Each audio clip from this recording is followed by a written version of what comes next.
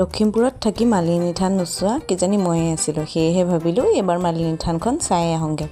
নমস্কাৰ, মই কবিতা আৰু এয়া আমি আহি আছোঁ মালিনী থানলৈ।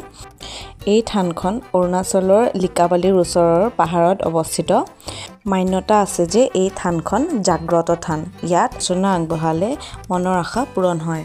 যেতিয়া শ্ৰীকৃষ্ণই ৰুক্মিণীক দ্বাৰকালৈ পলুৱাই লৈ যায় আৰু ওচৰতে থকা আকাশী গংগাত স্নান কৰি এই মন্দিৰতে সেৱা কৰে, সেই সময়ত শিৱ আৰু পাৰ্বতীয়েও এই তপস্যা কৰি আছিল আৰু মালিনী ৰূপ ধাৰণ কৰি পাৰ্বতীয়ে দুডাল ফুলৰ মালা দিছিল আৰু কৃষ্ণ আৰু ৰুক্মিণীৰ ইয়াতে গন্ধৰ্ব বিবাহ হৈছিল।